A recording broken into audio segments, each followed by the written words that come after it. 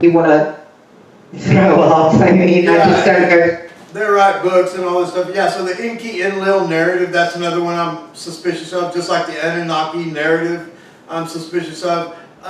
One thing that I'm real hot on right now, and I haven't done as many videos as I'd like to, but it's one of the hottest things that's come down the pike in the conspiracy deal, and the longest time, I mean, it's this Tartarian deal. There's absolutely something to it, and once you start looking into it, you're like, oh my God, everything we know is a lie. Everything. And it's just like, wow, how did they do this? And with that Tartarian stuff, you know, so many conspiracies, you know, you wonder if this is true or this or that or what's out in space. You can't go out in space. You don't really know what's out there with the International Space Station or any of that shit. But the thing is, with this Tartarian deal, the buildings are there. The evidence is right there in front of you, and it's compelling, it's bizarre, and it blows the doors up, and it's being suppressed big time. What is that? I've never heard of it before. Tartarian. The Tartarian Empire. No, I haven't heard of it. This is, Christine, these buildings that we were told are Victorian or Gothic or Greco-Roman. There's a half a dozen names for these different styles of architecture. It's really just one style of architecture. And all these ancient cathedrals and stuff were not built as houses of worship. They're built as power centers to get electricity out of the air. And it's obvious once you look at the formulas and stuff and the devices that are still on some of these buildings. And they've gone around systematically destroying them.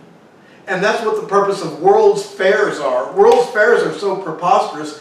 The one in San Francisco was an Atlantean city. They have pictures of the laser-like lights and stuff. You can find pictures of even, especially in London and stuff like this, even right here in Austin, this is recent, like in the late 1800s, look at these old pictures and there's these big phone poles that look like they're telegraph poles, but there's no wires on them. You know, they had trolley cars that were running on electricity, electric cars 120 years ago. I mean, this is just a fact. And these buildings and the mud flood.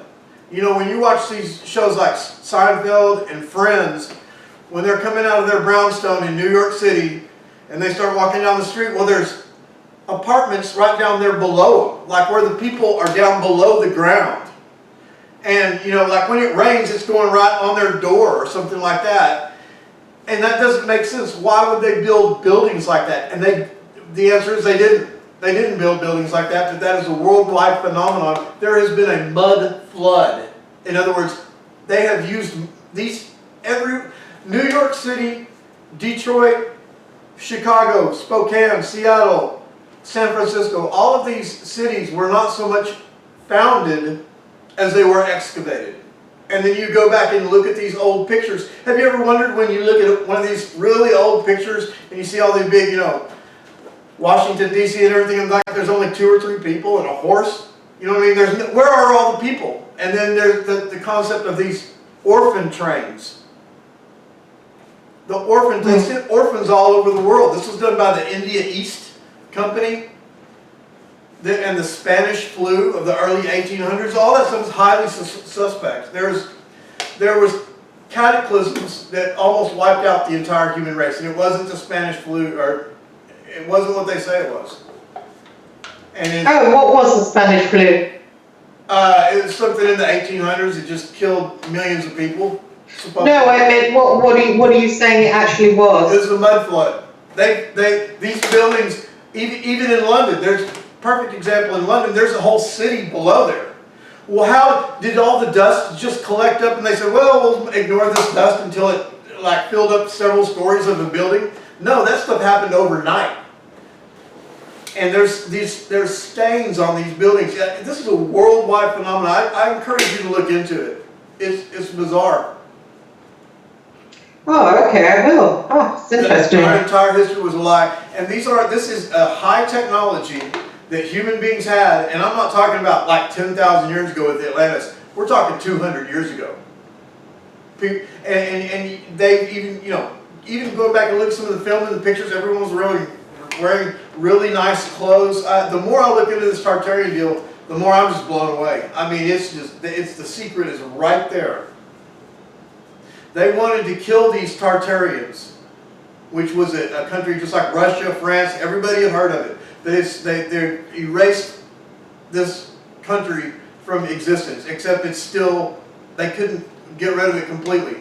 It was a worldwide civilization called Tartary, and there are several different races of people and stuff. And to kill whoever these predators are, these elite that are running things today, to get rid of the Tartars, the Tartarians, they had to basically kill 90% of humanity.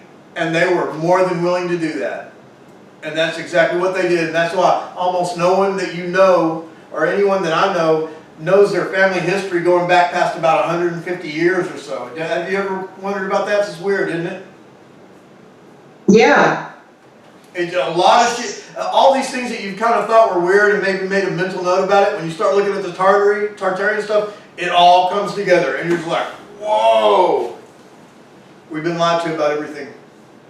Wow, you'll have to send me a video about that. I've never heard of it before. I will. And the videos now that they're on YouTube, they're not nearly as good as they were 6 months ago. I mean, it was rocking 6 months ago. All really good information. Now you really have to look for the videos. What, you mean they... It's being suppressed big time. You mean... Oh, fuck, I hate that. Yeah, and the whole, that's how it started off, as being suppressed. One of the weirdest aspects is these world fairs. The whole idea of a world fair is they build these super cities. They say they're like the one in Portugal. It's a 5-acre complex of solid, like the nicest buildings ever. And they said they built it in 52 days. You know, I mean, it's just totally bullshit, you know, with like horses and wagons and stuff. Now they didn't even have cranes. And then another thing they do on these world fairs is within a few years, they destroy it all. Like they built all this stuff to destroy it. Why? It's because they don't want the evidence there. The evidence of what? It's of the Tartarian Empire. Every state capital in the United States, Washington, D.C., all that stuff's Tartarian. It's from a totally different civilization. And who do you think the Tartarians were? Well, let me tell you, that's where it gets even more dicey, because it's different mixed groups of people, and some of them were human. But Christine, some of them were giants. Yeah, I mean, all these buildings in Rome and stuff like that, where the door's like 40 feet tall, and then the Paparette and all that, everything, like in the Kremlin, they saw the guy coming out of talking to Putin or something like that. There's a door handle right here, about that big, right by his head. I mean, where are you going to have a door handle that's like that big? I mean, the Kremlin was built for giants. It's obvious once you get over that mental disconnect, that cognitive dissonance, and you start looking at the facts. You're like, oh my God, are you fucking serious? It's bizarre. Maybe they're the Nephilim that John was talking about. Yeah. Probably. There's definitely probably a connection right there. Maybe what they're doing now is to wipe out a certain bloodline. Well, I don't know, maybe, or just to cull humanity, because see what they're calling it was the reset. This mud flood, it's like they reset, they take everything away and send people back into savagery almost. And then what the India East Company did, and this is all in their records, they sent out judges all throughout the world. And then a few years later, they sent out sheriffs all throughout the world. Then a few years later, they sent out armies all throughout the world. And what this was to control the survivors. To gather up and herd and control the survivors of this worldwide cataclysm that they caused. Probably with some type of scalar weaponry that was air-based. Wow, that sounds like what's happening now, for sure. It's the most bizarre thing I've ever... It's mind-blowing, is what it is. And then you see the similarities, all these buildings, even in Japan and in South America and all this stuff, all these buildings are all the same. The big arches, the big paparettes, the mosques, the big domes, and all that stuff. You know, these stained glass windows were actually a type of mind control type deal, and the organs and stuff. It wasn't for praising God. It's a type of mind control deal, but they were also used as weapons, believe it or not. I mean, it's just bizarre. Wow, it's interesting. I've never heard that before. Yeah, I'll send you some links. Oh, excellent. Thank you. All right. The sound hasn't been, I mean, during the show, I think somebody's trying to text me from the radio station. I guess what has the sound been like for you? I mean, you hearing me okay? I'm hearing you just fine, Christine, and the thing is, I'm recording you on this, our conversation on this 1080p camera right over there, this 1080p, but I'm also recording us on this 4K camera right here that has professional audio on it with condenser microphones in an XY configuration, stereo field configuration. So we've got it. We've got this program, and I will we'll handle it how I'll either send it to you or you can let me publish it. I'll get with you off list after the show, or and we'll see how you want to do that. But yeah, we got it. Okay, good. Because we got it twice. Sometimes when I've been listening to you, it lags behind, and sometimes I haven't been able to hear some of what you've been saying. But you're clear. If you're clear your end, that's okay. Yeah, it's going to be different this time. I was prepared for this, and it's going to be very good results. Oh, excellent. Okay, so we've got 20 minutes left. Somebody was going to come on and talk about the Greys. They haven't managed to get on the show, but that's okay. We have worked out, I think, between us that there is some kind of negative, as they call it, negative alien agenda. And you can look that up on Google, negative alien agenda, because it is a thing, and people have written posts about it. And, it's quite interesting what they want to do with us. And it's going on right now. Whenever you see heartlessness going on, you always know that it's an organization or a government controlled by that negative alien agenda, because that is their hallmark, that sort of lack of heart, that coldness, that that's all them, and that's people behaving like that are really just being like hosts. I mean, I don't know if you saw did you see Westworld, Ayin? Westworld? I've seen with Yul Brynner, I've seen parts of it. Yeah, I think for sure that we are the hosts, and obviously the people controlling us are the Anunnaki, Nephilim, whatever you want to call them, elite, but they have access to other worlds, the higher worlds, the astral, the mental, the causal, as it goes up higher and higher. And we are in this little world, and we are like hosts because we are played with these little roles over and over again, and these narratives, and we're reincarnated again and again. So that is, that is. I mean, you've hit it right on the head.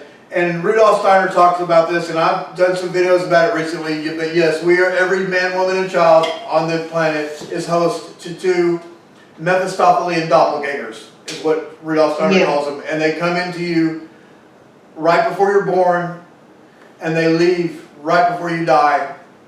And they're a lot of your, it is your subconscious, basically. And unfortunately, it's the subject no one wants to touch, no one wants to hear or talk about. And there are, of course, ways to defeat it. And this is what the ancient shamans of the Toltec shamans and everything did. And basically, they starve it to death by, it doesn't kill it, but starve it into submission. That's all you can do. That's what the shamans did. But, yeah. Well, that's interesting. And it had, on Westworld, it had, like shamans, it had these... because these guys, when they kind of froze them, these guys used to come in suits, almost like these people, like, when we've got coronavirus, they come all suited up. And she saw the black girl, and it saw Sandy Newton. She saw a little doll of these little men that came in all suited up. And she went to the Indians, and the Indian says, oh, they walk between the worlds. They're the shades that walk between the worlds. And that's what we're like, isn't it? We're always like, ooh, who are they? Are they the Anunnaki? Are they the Nephilim? Nephilim, who are they? So we're exactly in their position where we don't know who these beings are, but they've very much got a control on us. I mean, the coronavirus shows it for sure, a sort of man-made weapon, it's obviously, controlled by them. The world's on lockdown now, controlled by them. Some people have been beaten up and, there'll be deaths and suicides and, lots of other misery going on. And we don't even know what's going to happen at the end of it, for God's sake. Absolutely. And we're missing the basic fundamental understanding of what this reality is. Yeah, we don't know for sure. We're just stuck like they are. And we can watch a program like Westworld and sort of say, oh, look at them, they're dumb and everything. But we're exactly, and people have the attachment to their parents and that gives it meaning and they put down roots in this world and they believe